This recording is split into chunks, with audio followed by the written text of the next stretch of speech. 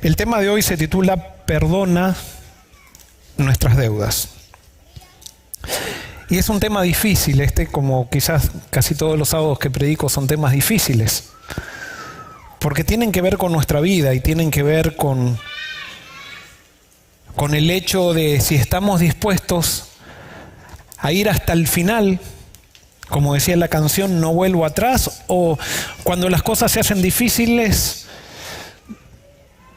estancarnos o volver para atrás. Pero de eso no se trata. Nosotros hemos decidido, gracias a lo que Dios hizo por nosotros, avanzar y avanzar hasta el final. Y quiero introducir este tema con un versículo que está en el Sermón del Monte que dice, que lo dijo Jesús, está en el Padre Nuestro, Mateo 6:12, dice: perdona nuestras deudas como nosotros perdonamos a nuestros deudores. Y esta manera de orar parece un poco confusa, porque pareciera que Dios nos perdona si nosotros perdonamos.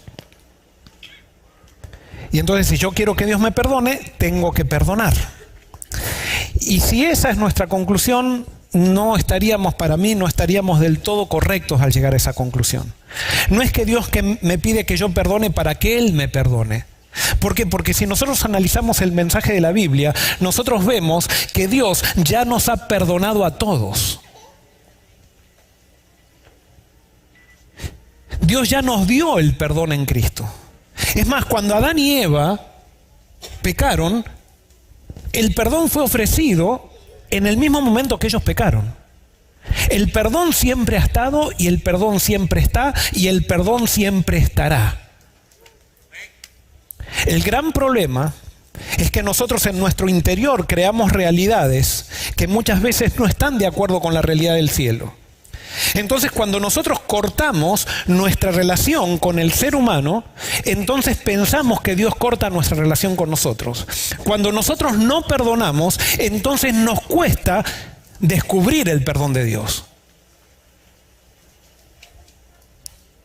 Pero el perdón de Dios ya está. El perdón de Dios está para todos. Dios no nos pone condiciones para perdonarnos. Él ya nos dio el perdón. Y quiero ahora compartir con ustedes una parábola que está en la Biblia, que también la dijo Jesús. Está en Mateo capítulo 28, versículos 23 al 35, que dice así, espero que puedan leerlo, dice así: por lo cual el reino de los cielos es semejante a un rey que quiso hacer cuentas con sus siervos. Cuando comenzó a hacer cuentas, le fue presentado uno que le debía 10.000 talentos. A este, como no pudo pagar, ordenó su señor venderlo, junto con su mujer e hijos y todo lo que tenía, para que se le pagara la deuda. Entonces aquel siervo postrado le suplicaba diciendo: Señor, ten paciencia conmigo y yo te lo pagaré todo. El señor de aquel siervo, movido a misericordia, lo soltó y le perdonó la deuda.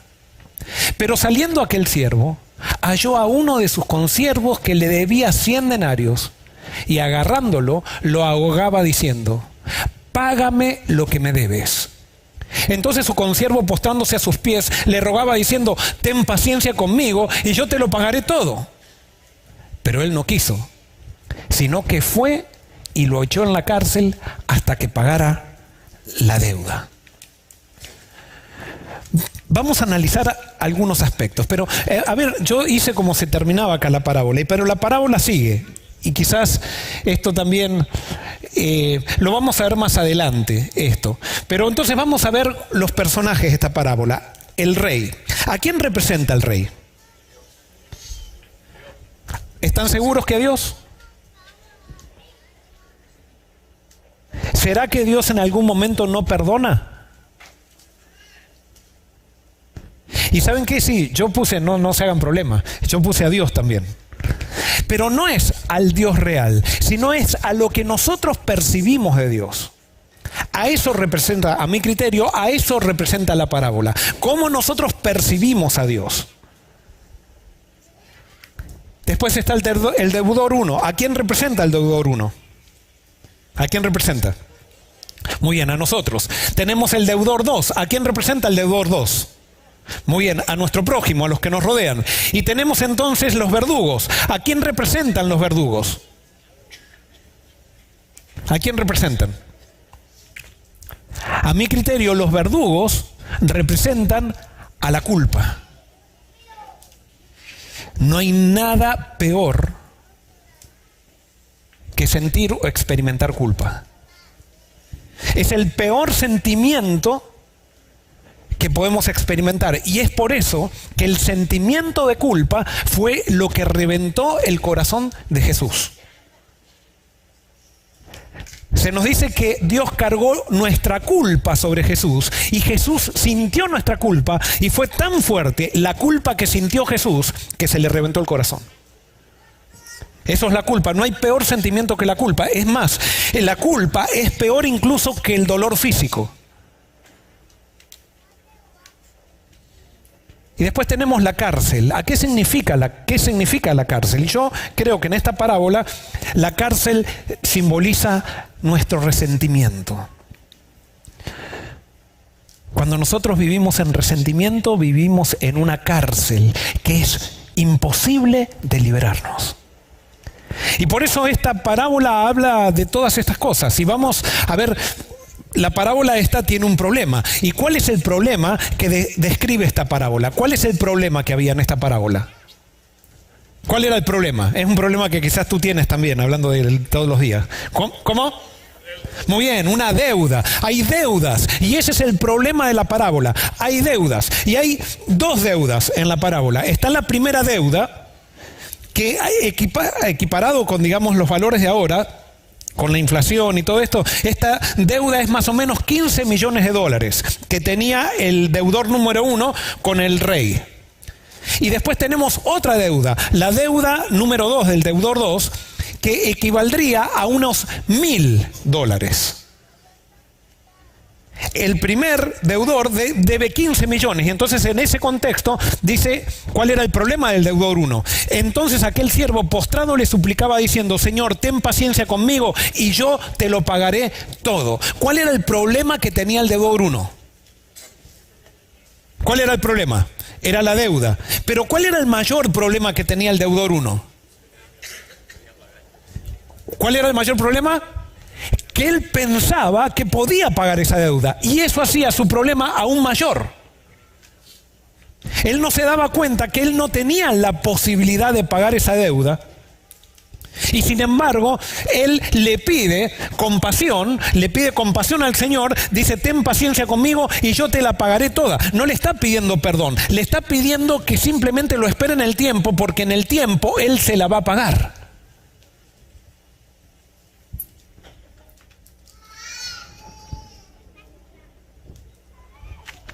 ¿Será que habrá alguien aquí hoy que piensa que puede pagarle algo a Dios por lo que Dios hizo por él o por ella?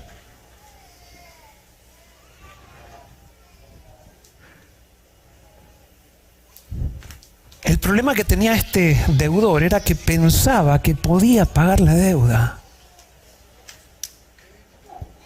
Y ¿saben qué? Hay muchas personas, en los cuales puedo estar yo incluido, que pensamos que podemos pagar la deuda. Y por eso muchas veces estamos hablando de lo que tenemos que hacer en la vida espiritual y estamos enfocados en cómo pagarle la deuda a Dios, porque Dios es bueno. Ahora estamos estudiando también el tema del diezmo y de la ofrenda, y pareciera a veces, por los énfasis que uno escucha, que pareciera que hay que devolverle algo a Dios porque Dios ha sido tan bueno que yo le tengo que pagar con devolución a Dios. ¿Será que le podemos realmente devolver algo a Dios? Cuando el Señor escuchó a este deudor, dice: el Señor de aquel siervo, movido a misericordia, lo soltó y le perdonó la deuda. El Señor no tuvo paciencia. El Señor simplemente lo que hizo fue que le perdonó, porque el Señor evaluó: este muchacho no me puede pagar nunca. Dice: yo se la perdono, se la voy a perdonar, listo. Y dice que cuando lo perdonó, lo soltó. ¿qué es lo que hace el perdón? El perdón nos libera, nos suelta y nos deja libres. Eso es lo que hace el perdón. El perdón nos libera, nos suelta y nos deja libres. Y eso es lo que hace Dios con nosotros. Dios nos libera, nos suelta y nos deja libres. ¿De quién? De nosotros mismos. Nos deja libres de tener que pensar de que tenemos que pagar algo. El Señor no tiene paciencia con nosotros, Él nos perdona. No es que nos da paciencia para ver si nosotros le podemos pagar algo o si nosotros a ver si nosotros nos salvamos. No, ya Dios nos perdona y con el perdón nos da todo.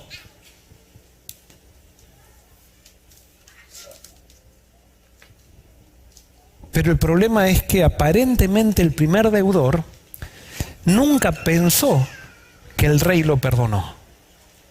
Simplemente él pensó que el rey tenía paciencia con él. ¿Por qué? Porque vemos que el problema del deudor uno se agranda. ¿Y por qué se agranda? Fíjense cómo sigue la parábola. Dice, pero saliendo aquel siervo, halló a uno de sus consiervos que le debía 100 denarios y agarrándolo lo ahogaba diciendo, págame lo que me debes. Págame lo que me debes. Ahora, ¿por qué el deudor 1 quería cobrar la deuda del deudor 2? ¿Por qué? ¿Por qué? Porque él no era, nosotros a veces pensamos que el deudor era malo y entonces ahora dice, a mí me perdonaron, o sea, a mí me, no, y entonces ahora yo no perdono a nadie. No, el deudor 1 no era que era malo en sí, sino que él, como había pensado que el rey no lo había perdonado, que simplemente había tenido paciencia, él ahora salía a cobrar deudas para poder pagarle al rey. Porque él seguía tratando de trabajar para pagar la deuda con el rey. Él pensaba que podía pagar 15 millones de dólares y ahora entonces cada cosita, cada centavo que él podía cobrar, iba y lo cobraba porque ¿a quién le quería pagar? Al rey.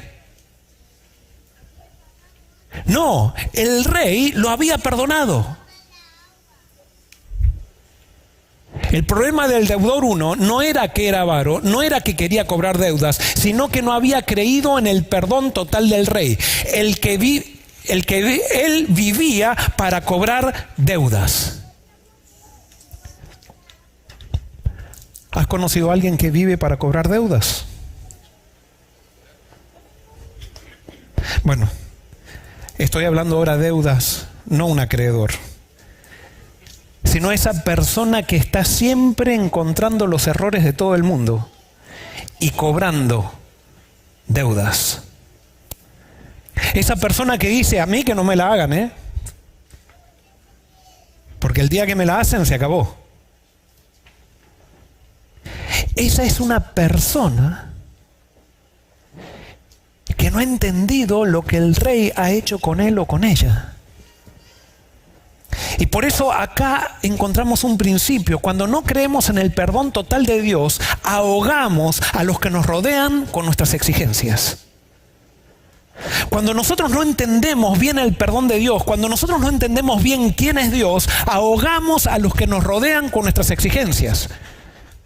Y somos esas personas que nunca nos satisfacemos, que siempre estamos exigiendo algo más de la gente. Siempre estamos viendo el error. ¿Vieron esas personas que no son líderes, son dirigentes, pero ellos nunca proponen algo bueno en una iglesia, supónganse, o en una corporación, en la oficina?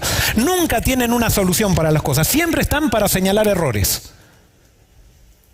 Si ustedes quieren ver a una persona que no es líder, es esa persona que siempre encuentra todos los errores en los demás. Eso no es un líder. Y esa persona quizás no, quizás lo sabe o quizás no, pero entonces para convencerse a sí mismo que es líder, siempre está criticando a los líderes. Y piensa que con esa crítica él está mostrando una sabiduría que realmente no tiene. Porque es una persona exigente, es una persona que está siempre cobrando deudas porque él siente o ella siente que también tiene una deuda. Entonces dicen, si yo estoy pagando mis deudas, todos me la tienen que pagar a mí.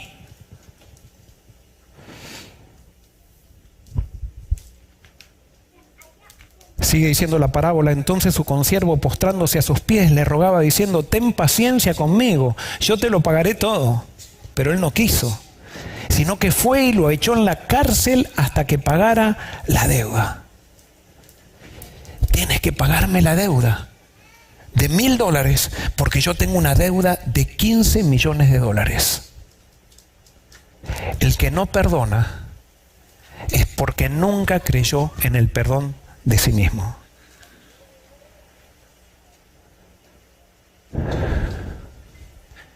¿Y cuál fue el problema del deudor 2? ¿Cuál fue el problema?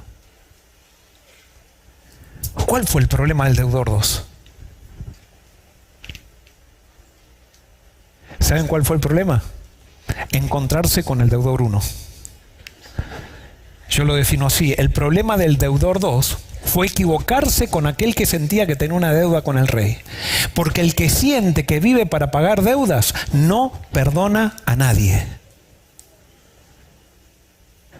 No te equivoques con aquel que siente que vive para pagar deudas, porque no perdona a nadie.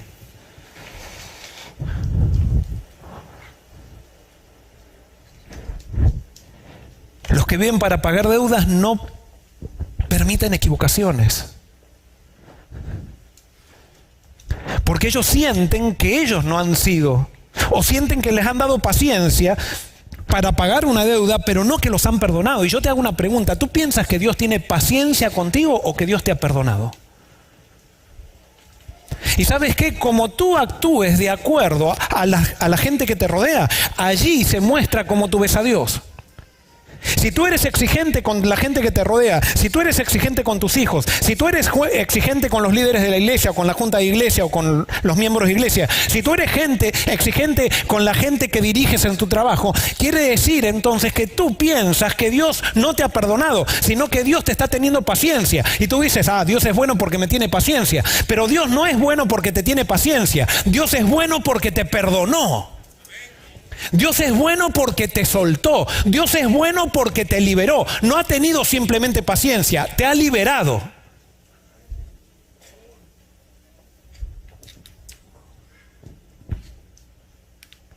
¿De dónde sacamos nuestras imágenes de Dios? Hay dos fuentes principales de las cuales sacamos nuestra imagen de Dios. Y la primera fuente, ¿cuál es? La primera es de nuestra familia. No es ni de la Biblia, porque ningún bebé nace leyendo la Biblia. Recién comienzan a leer la Biblia a los 6, 7 años, y muchas veces cuando leen la Biblia no entienden que la Biblia ha sido escrita para mostrarnos quién es Dios. Sino que incluso van a la escuela sabática, y espero que no pase aquí en Forest City, pero en las escuelas sabáticas se les enseña a los chicos que a portarse bien, a no mentir, a hacer esto, a hacer lo otro, y se les habla muy, pero muy poco de Dios. Y sí, los chicos están contentos aprendiendo historias de la Biblia, pero no se les habla de Dios. Se les habla de cómo portarse bien, cómo no portarse mal, se les habla qué es lo que hay que hacer, qué es lo que hay que hacer, las normas que dice la Biblia, se les enseña historias de memoria, pero no se les habla de Dios. Y es por eso que los ministerios de niños, las iglesias pueden ser que estén activos, pero se están muriendo porque falta Dios. Pero bueno, nuestras ideas de Dios comienzan en la familia. Y acá voy a presentar el vicio de la educación, y acá quiero decirles que acá posiblemente deben estar mis hijos y mi esposa mirando esto, y pareciera como que yo entonces al presentar esto tengo todo claro. No, yo quiero decirles que esto yo les estoy compartiendo lo que voy descubriendo y lo que he descubierto, y justamente lo he descubierto a través de la interacción con mis hijos.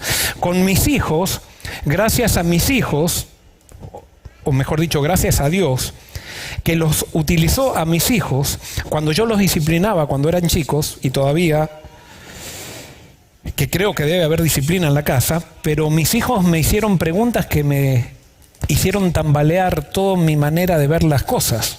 No voy ahora a contarles todo eso, pero quiero decirles que yo no estoy más allá del bien y del mal. Yo simplemente les estoy compartiendo mi peregrinaje con ustedes y lo que Dios me está mostrando. Pero vamos a ver los vicios, el círculo vicioso de la educación. tenemos un padre enojado y exigente. Un padre enojado y exigente. Y entonces, como resultado de este padre enojado y exigente, este es el padre, por ejemplo, que siempre está exigiéndole algo a los chicos, que siempre está poniendo reglas. Es el padre que siempre está exigiendo perfección. Ojo, no está mal que un padre pida excelencia o enseñe excelencia. Lo malo es cuando nosotros como padres exigimos, que es muy común para nosotros, porque ¿saben qué? Por la fuerza se pueden conseguir muchas cosas. Es mucho más fácil conseguir algo por la fuerza que conseguir algo por el diálogo. Y nosotros, como somos pecadores, tendemos a usar la fuerza cuando queremos conseguir un resultado. Y eso, de acuerdo al reino de los cielos, está mal. Eso no vuelvo a repetir, no quiere decir que no deba haber disciplina. Pero eso no vamos a hablar ahora. Pero hay un padre enojado y exigente. Como resultado, tenemos un hijo. ¿Cómo? ¿Cómo crece este niño y cómo ve a Dios? ¿Cómo crece este niño de un padre enojado y exigente? ¿Cómo crece? Ese niño crece con resentimiento y ¿cómo ve a Dios? Ve a Dios, a un Dios enojado. Y entonces acá se forma un círculo vicioso, porque cuando el niño ve a Dios enojado, entonces, y él crece con resentimiento, con su padre exigente, entonces él empieza a tener resentimiento ¿con quién? ¿Con quién comienza a tener resentimiento el niño? No tanto con Dios, primero ¿con quién? Primero con el padre. Entonces el niño empieza a tener un resentimiento con su papá. Y entonces al tener un resentimiento con su papá, también ¿con quién tiene el resentimiento después? Tiene un resentimiento con Dios. Y como ve que Dios está enojado, le es muy difícil perdonar al padre, porque el padre, como también está enojado, y él no siente el perdón de Dios, entonces él tampoco puede perdonar. Y fíjense el círculo vicioso que se hace, porque ahora el hijo está en una cárcel de resentimiento, porque tiene un Dios que le exige, tiene un padre que le exige, pero no puede perdonar al padre porque él tiene un Dios que no lo perdona.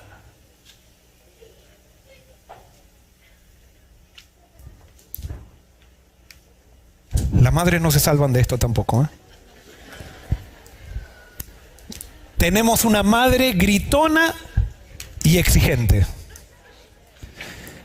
Ahora, ¿por qué esta madre es gritona y exigente? Pregunto. ¿Por qué esta madre es gritona y exigente? Porque ella nunca recibió el perdón. Nunca creyó en el perdón. Y porque tiene una idea de Dios ¿cómo? De un Dios exigente. Entonces, como ella vive para pagar deudas también, cuando los hijos se equivocan, ¿qué hace ella? Le cobra la deuda para poder pagar la deuda, porque piensa que tiene que criar bien a sus hijos para poder pagarle a Dios, porque Dios está mirando como diciendo, a ver cómo crías a tus hijos, a ver si llegan al cielo, porque si no llegan al cielo, vas a ver, Y entonces la pregunta es, si hay una madre gritona y exigente, ¿cómo crece esta niña y cómo ve a Dios? Esta niña entonces crece resentida, mientras puede resentirse. Pero en la medida que va creciendo, ese resentimiento, y mientras va teniendo más poder, al principio se lo tragaba porque la madre era la autoridad y era mucho más grande que ella. Pero en la medida que va creciendo, entonces ese resentimiento le va aflorando y empieza a haber un montón de problemas. Y entonces, ¿cómo ve esta niña a Dios? Esta niña a Dios, si la madre era gritona y exigente, esta niña ve a Dios enojado, gritón y exigente también. Entonces, cuando le hablan de Dios a esta niña, ella no ve a Dios diciéndole, María, supónganse, perdón si hay alguna María, pero María, Dios le dice, yo te amo y porque te amo me gustaría que no forniques, porque te hace mal. Pero cuando María le dicen que Dios dice eso, ella siente que Dios le está diciendo, María, los mandamientos dicen que no forniques y te probaré para ver si tienes fe. Y así, ella interpreta a Dios como lo vio con su mamá, como vio las exigencias con su mamá. Entonces María entra en un círculo vicioso porque María ahora siente resentimiento con su madre, porque ella también ahora, ¿con quién tendrá rencor esta niña? Va a tener rencor con su mamá, pero no sabe cómo solucionar el rencor porque ella tiene un Dios enojado que no la perdona tampoco. Entonces, si Dios no la perdona a ella tampoco puede perdonar a su madre, porque solamente puede perdonar a aquel que recibió el perdón. ¿Se entiende? Y ahí tenemos entonces un círculo vicioso de la familia. ¿Y cuál es la solución? ¿Cuál es la solución para esto? A ver, ¿cuál es la solución? ¿Cómo? Cambiar el círculo. ¿Y cómo cambió el círculo? Creyendo en el perdón. Pero ¿cómo voy a creer en el perdón si tengo un Dios enojado que no creo que perdona? Muy bien, conociendo a Dios, pero si este padre también conocía a Dios, ¿dónde está la solución? A ver, sí, ¿y dónde veo el amor de Dios? ¿Dónde? Sí, ¿y quién lo muestra? Acá viene la persona que siempre aparece en la ecuación. Acá viene Jesús. La única manera de solucionar esto es que estos niños que están resentidos, estos padres que están resentidos también con sus padres, ellos conozcan a Dios, pero no al Dios que le enseñaron, sino a Dios a través de ¿quién? A través de Jesús, porque la imagen de Jesús Jesús vino a mostrar quién es el Padre. Jesús es quien interpreta, al Padre no lo ha visto nadie jamás, dice Juan 1:18. Jesús es el único que lo conoció y el que lo interpreta y el que lo muestra. Y por eso es tan importante que esos niños conozcan a Jesús. Y cuando esos niños conozcan a Jesús, y entonces dicen Jesús es Dios, y dicen el Padre es lo mismo que mostró Jesús, entonces estos niños ahora pueden ver que Dios los perdona porque Jesús siempre perdonó. Los padres necesitan conocer a Jesús también,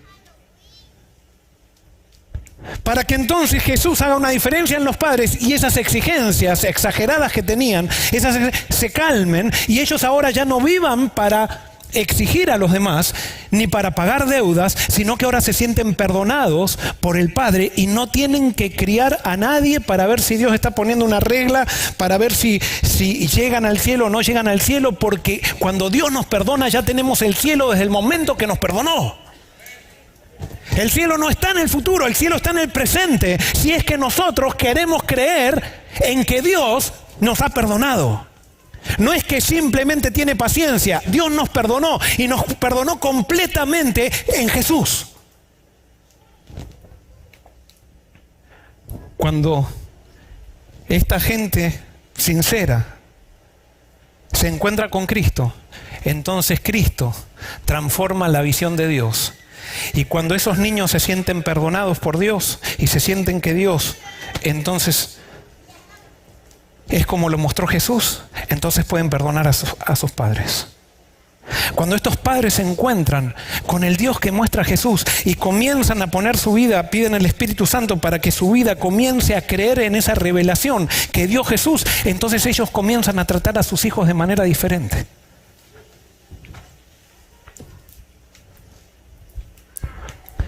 ¿Cuál es la segunda fuente de donde nosotros sacamos nuestras ideas de Dios? Dijimos primero la familia. ¿Cuál es la segunda? La segunda es la iglesia. Tenemos una iglesia condenadora que enseña salvación por obras. Cuando se enseña salvación por obras es una iglesia, eso quiere decir que tenemos que pagar nuestra salvación y entonces tenemos un Dios exigente. Donde ustedes vean una iglesia que se está hablando todo el tiempo de lo que hay que hacer, de lo que cómo hay que tratar a Dios, cómo tenemos que aportarnos, cómo tenemos que hacer, qué tenemos que comer, qué tenemos que dar, cómo tenemos que hacer con Dios, cómo es la reverencia, cómo es esto, cómo es lo otro, y hablan solamente de lo que el hombre tiene que hacer, esa es una iglesia que predica la salvación por las obras. Y cuando hay una iglesia que predica la salvación por las obras, está enseñando a un Dios exigente que no existe, a un Dios falso, a un Dios enojado, a un Dios que nos está pidiendo obras para poder darnos la salvación, a un Dios que nos ama, pero cuando nosotros no hacemos lo que Él nos pide, se retira y nos destruye. No solamente se retira, sino que nos destruye al final del tiempo. Entonces nosotros estamos con Dios, ¿para qué? Para salvarnos. No nos interesa a Dios, nos interesa la vida eterna. No nos interesa a Dios, nos interesa sus bendiciones. Y por eso, como estamos reprimidos, tratando de portarnos bien para poder ganar la salvación, cuando alguien se porta mal, ¿qué hacemos? Le cobramos, porque nosotros le estamos pagando a Dios. Dios nos dio paciencia para que le paguemos con buenas obras. Y cuando alguien hace obras que a mí me gustaría hacer, pero no las hago porque me quiero salvar, entonces a esa persona la destruyo, porque Dios también está enojado conmigo y Él me está exigiendo obras buenas para que yo pueda estar en el cielo.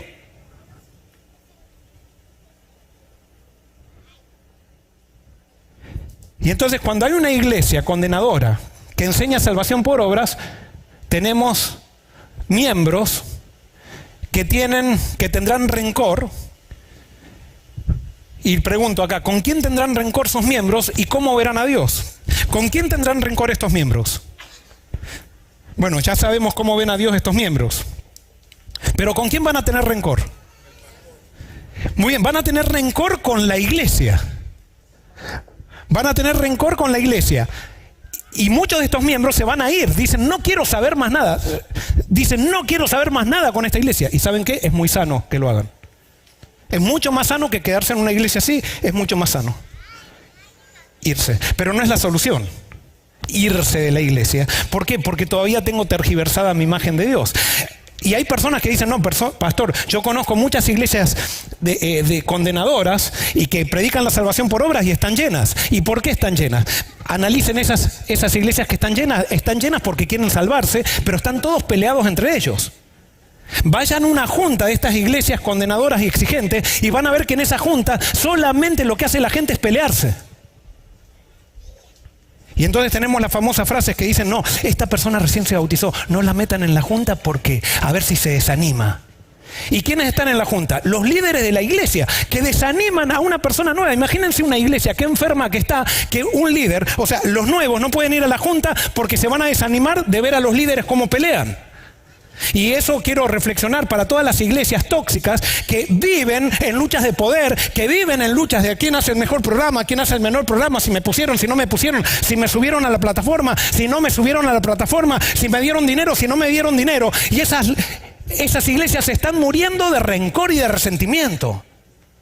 Son iglesias enfermas, llenas de resentimientos. ¿Por qué? Porque hay un Dios exigente.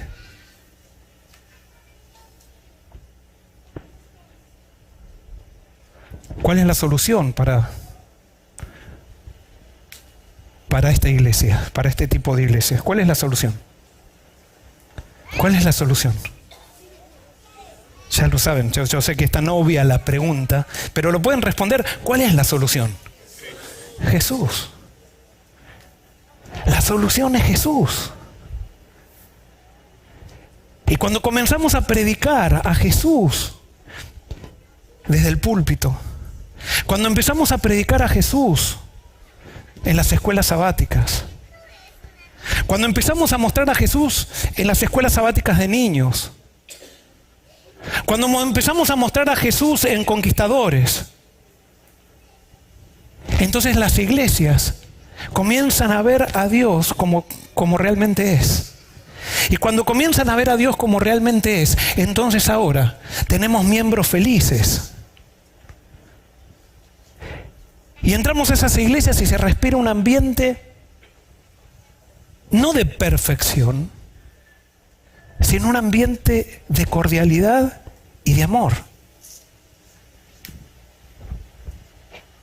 Cuando hay miembros felices, las iglesias se transforman en iglesias felices y llenas de amor. Eso es lo que necesitamos. ¿Qué es lo que necesitamos? La solución es conocer a Jesús y entender que somos salvos por lo que Él hizo. Y el perdón de Jesús ya ha sido dado completamente para nosotros. Y alguien puede decir, pero entonces, pastor, ¿qué pasa? Entonces yo no tengo que hacer nada. No, es que lo que pasa es que el perdón ya está. Ya está, tú tienes que creer nomás. El perdón no es que lo vas a ganar en el futuro. El perdón tuyo no está en el futuro. El perdón tuyo está en el pasado, asegurado completamente. ¿Y sabes qué? El perdón tuyo no simplemente está en la cruz. El perdón tuyo se dio cuando Adán y Eva pecaron. Porque Dios ya había prometido, el plan de salvación estaba hecho desde la eternidad y ya había prometido que Jesús venía. Y cuando Dios promete algo es como si fuera hecho, porque las promesas de Dios no fallan. Y por lo tanto, cuando Adán y Eva cayeron, ya estaba asegurada la salvación por lo que Cristo iba a hacer. Y por lo tanto, el perdón estaba asegurado para todos, a pesar de que no hayamos hecho nada. Porque ese es el perdón por gracia que tanto hablamos. Al perdón no lo ganamos, al perdón lo tenemos, ya lo tenemos hecho, nada más que no lo creemos.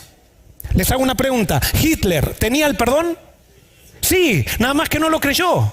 Y por eso exigía, porque él tenía un Dios enojado y por eso exigía y quería matar a los judíos. Pero el perdón para Hitler estaba. El perdón para ti y para mí está, nada más que no creemos y queremos pagar. O pensamos que Dios simplemente ha tenido paciencia con nosotros. Y Dios no tiene paciencia con nosotros, Dios nos perdonó. Y nos dio todo en el perdón. La solución, como siempre decimos, es Jesús. Jesús. Hasta que no sea Jesús todo, no vamos a entender nada. ¿Por qué no perdonamos? Y ahora vamos a entrar a tu vida. ¿Por qué tú no perdonas y yo no perdono a ese compañero o compañera de trabajo? ¿Por qué tú no perdonas a tu marido que te fue infiel? ¿Por qué tú no perdonas a tu esposa que te fue infiel?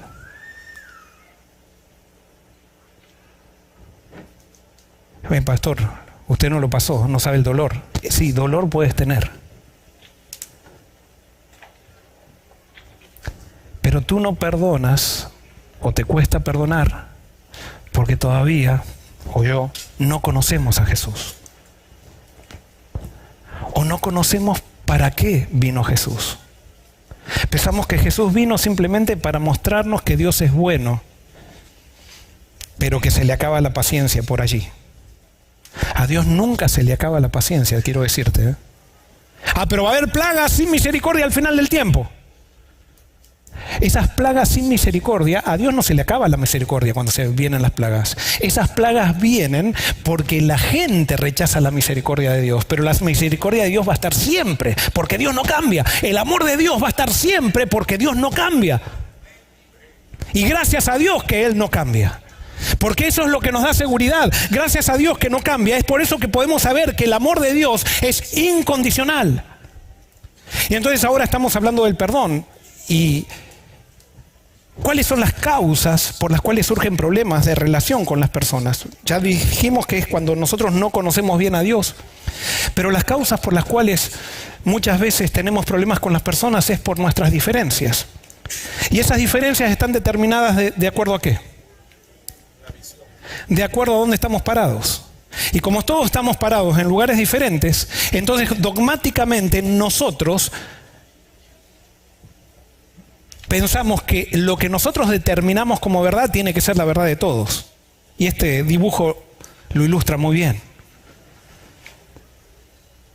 Y es por eso que cuando hay un Dios exigente, las iglesias también crean credos y dicen, estas son las doctrinas verdaderas. Y todo el que no crea esta doctrina verdadera está fuera de Dios. Dios no está con él. Y entonces no nos sentamos a estudiar todos juntos, los sinceros de corazón, para ver qué doctrina puede estar equivocada, qué doctrina no. Y entender que no nos definen las doctrinas, sino que nos define una persona. Y no hay ningún problema que otra persona crea de manera diferente si es que ama a Cristo. No hay ningún problema si una persona cree de manera diferente y guarda el martes. Pero si ama a Cristo, tarde o temprano, o va a seguir guardando el martes, o va a encontrar un día correcto para guardar. Pero ¿cómo va a descubrir el día correcto? No va a descubrir el día correcto simplemente por una discusión, sino que va a descubrir el día correcto cuando se deje llenar por el Espíritu Santo, cuando ponga a Cristo en su vida. Y el Espíritu Santo lo va a llevar tiernamente, como hace Dios siempre, al día que tiene que guardar, sea martes, miércoles, jueves, domingo o el día que sea.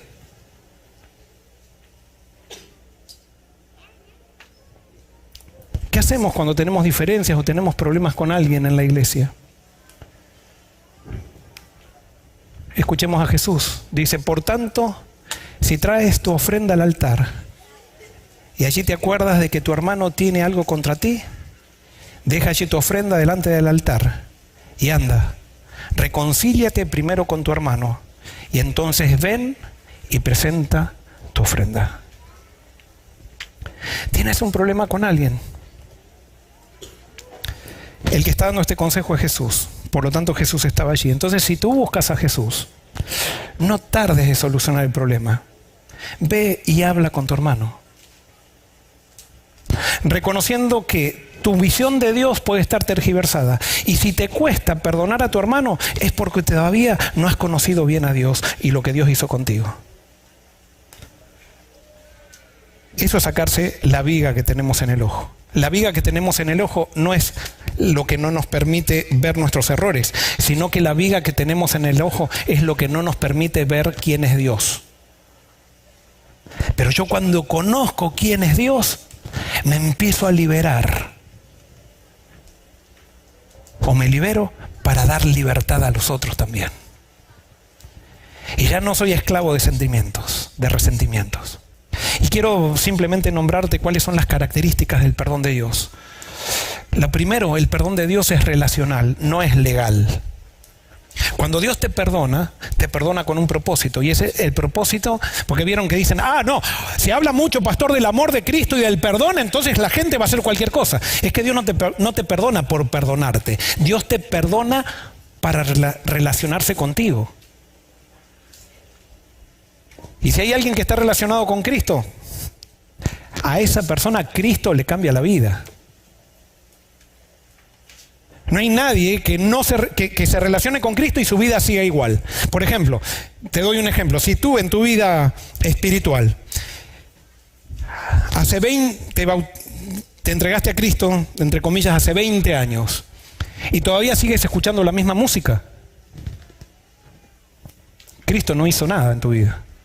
O sea, tú no estás con Cristo, estás con una idea de Cristo. Si hace 20 años tú te entregaste a Cristo y sigues hablando de la misma manera que hablabas hace 20 años, y sigues faltando el respeto como faltabas hace 20 años y todo eso, tú no estás con Cristo, estás con una fantasía de Cristo. La vida cristiana es crecimiento, con Cristo crecemos, nunca quedamos igual. Y Cristo nos hace mejores. No crecemos de acuerdo a las pautas que nos pone la sociedad o que nos pone la iglesia, sino que crecemos de acuerdo a lo que dice el Espíritu. Es en el desarrollo del fruto del Espíritu, que es amor, gozo, paz, paciencia, benignidad, bondad, fe, mansedumbre, templanza. Que son los frutos relacionales, son frutos relacionales. Cuando Dios te perdona para relacionarse contigo. No te perdona así que decir legalmente, ¿estás perdonado? No, por ejemplo, tú pasas un semáforo en rojo, pasa un semáforo en rojo, te agarra el policía y tú le pides perdón al policía y el policía te dice, te perdono. Muy bien, y yo me voy contento. Eso se llama perdón legal. ¿Cómo sería un perdón relacional con el policía? El perdón relacional con el policía sería, viene el policía, te pasaste el semáforo en rojo y tú le dices, perdóname, no tengo la plata para pagarte, que esto y lo otro, entonces el policía te dice, está bien, te perdono, ahora déjame subir. Y tú te lo llevas al policía contigo en el auto. Eso es el perdón de Dios.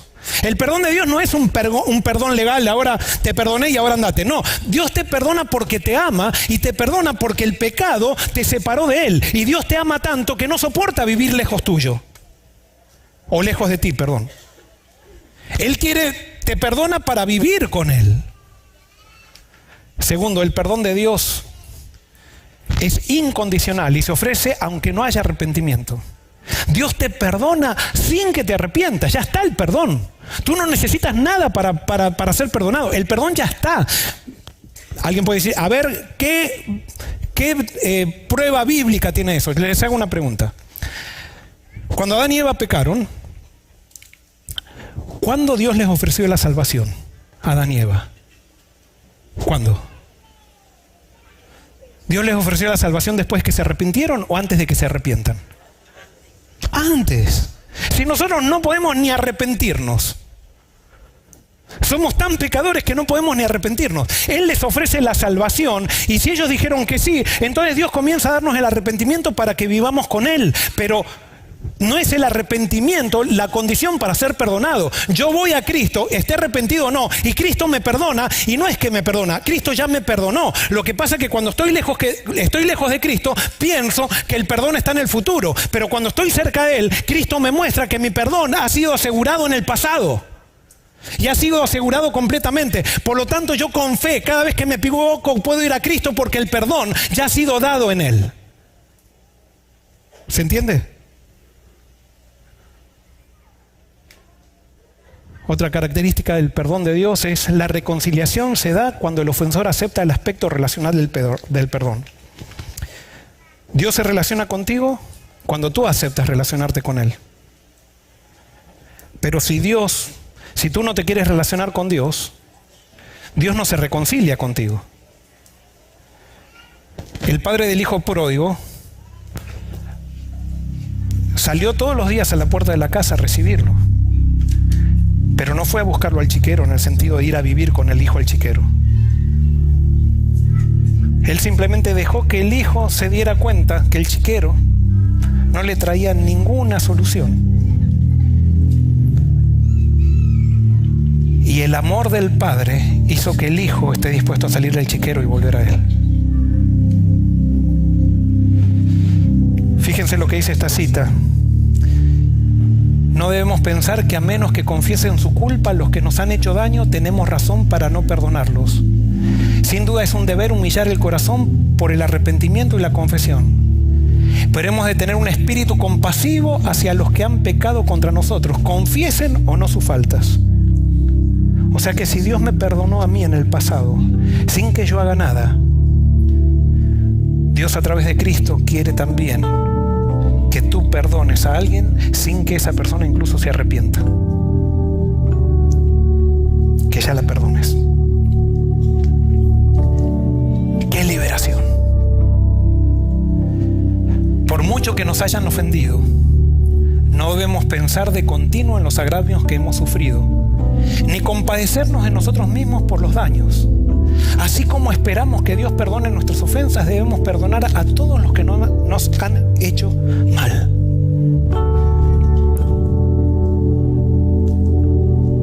¿Qué implica perdonar?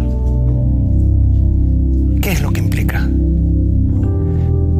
Primero, es cargar con una herida toda la vida. Y acá viene lo difícil.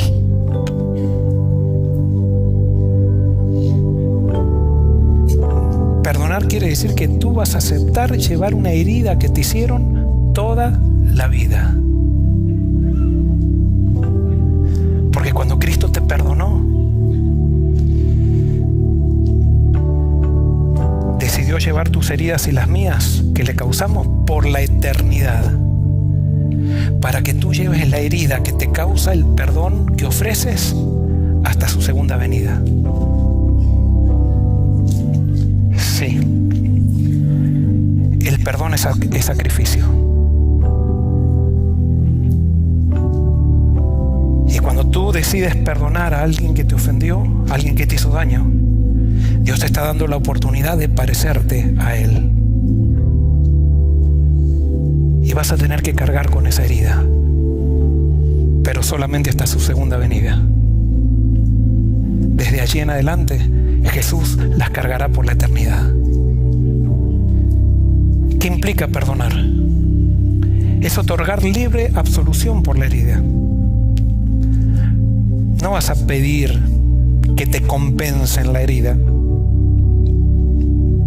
Ahora, toda persona que se ha arrepentido restituye. Eso es para que tú sepas si te tienes que reconciliar con alguien. Pero aquel que no está dispuesto a restituir, no te reconcilies, perdónalo, pero no te reconcilies, porque te va a causar más daño. Tercero, ¿qué implica perdonar?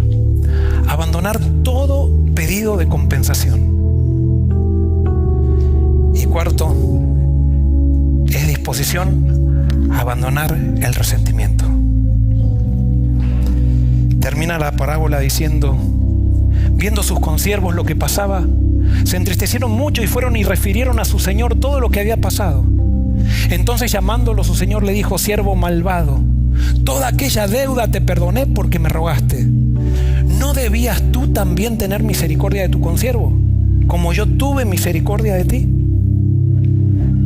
Entonces su señor, enojado, lo entregó a los verdugos hasta que pagara todo lo que debía.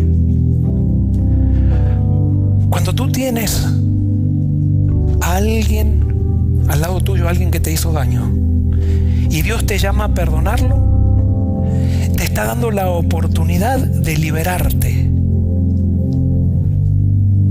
Pero si tú lo rechazas, esa oportunidad, vas a ser nuevamente mandado a la cárcel, donde vas a ver nuevamente a Dios enojado, vas a vivir en resentimiento y vas a seguir exigiendo a los demás y arruinándole la vida a aquellos que están alrededor tuyo.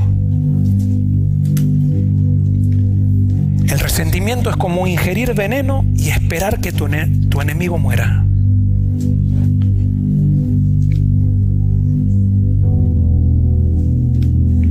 Cuando nos resistimos a perdonar, desarrollamos amor por el odio y terminamos odiando al amor.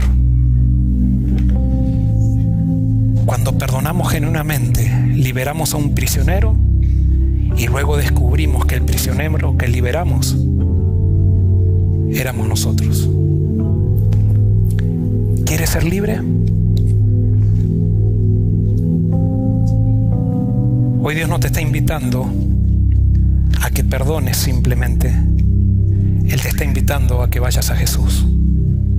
Y Jesús dice: venid a mí todos los que estáis trabajados y cargados, y yo os haré descansar. Llevad mi yugo sobre vosotros y aprended de mí, que soy manso y humilde de corazón, y hallaréis descanso para vuestras almas. Tu alma necesita descanso. Tú y yo necesitamos a Jesús. Y cuando Jesús transforme nuestra imagen de Dios, vamos a creer en su perdón que ya está dado, y vamos a darle perdón a los demás, y todos seremos libres en Cristo Jesús. Que Dios te bendiga.